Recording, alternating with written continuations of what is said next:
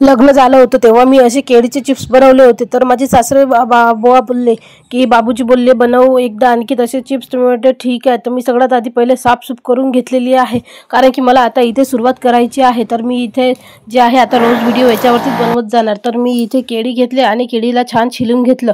त्यानंतर मी इथे चूल पेटवायला ठेवून दिली आणि केळं छान असे मस्त छिलायला करून दिले आणि चूल आरामात पेटत आहे।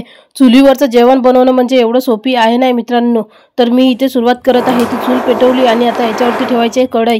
इथे कढईला मी छान असा निरमा लावून घेतला मागून आणि याच्यावरती कढई ठेवली। त्यामध्ये मी तेल घालून घेत आहे। याच्यामध्ये तेल जेवढं तुम्हाला म्हणजे चिप्स डुबले पाहिजे तेवढे तेल टाकायचं।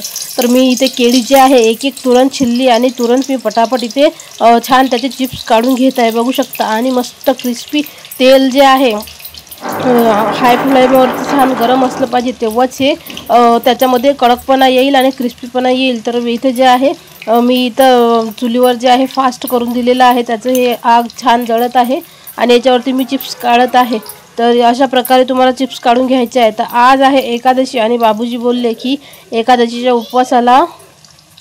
उपवासाला इथे मीठ आणि सेंधा नमक चालते आणि हळद चालत नाही। तर मग मी इथे याच्यामध्ये हळद आणि मीठ टाकलेलंच नाही आहे। असे पिक्केच चिप्स बाबूजीला दिलं, कारण की बाबूजीला असे पिक्केच आवडते। त्यानंतर मी इथं आणखी चिप्स जे आहे स्लाइस करून घेतले होते आणि ते पण याच्यामध्ये मी घालून घेतले। आता याच्यामध्ये बघा आच कमी झाली आहे, तर हे तेल थोडंसं थंड झालेलं आहे। तर इथं मी आता आच छान जाळून घेतली आहे आणि अशी म्हणजे फास्ट होता, त्यामध्ये हाय फ्लेमवरती मस्त आता होत आहे। तर हे बघा इथे क्रिस्पी झालेली आहे, त्याचं जे पाणी आहे पूर्ण सुकलेलं आहे आणि इथे एकदम कडक आणि लालसर चिप्स आलेले आहेत। तर हे चिप्स जे आहे आता काढासाठी तयार झालेले आहे, त्याचं पाणी पूर्ण आटलेलं।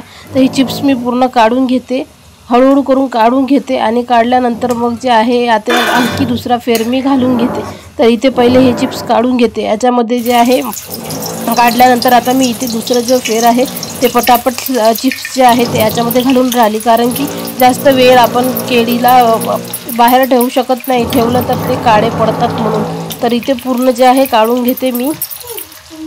नवीन व्हिडिओला सुरुवात केलेली आहे मित्रांनो। तर तुम्हाला व्हिडिओ माझा छान वाटत असेल तर सबस्क्राईब करा आणि लाईक करा आणि चॅनलला कमेंट करून सांगा माझे केळीचे चिप्स कसे झाले। हे बघा किती छान असे पांढरे शुभ्र झालेले आहेत मस्त आणि एकदम क्रिस्पी झालेले आहेत चिप्स।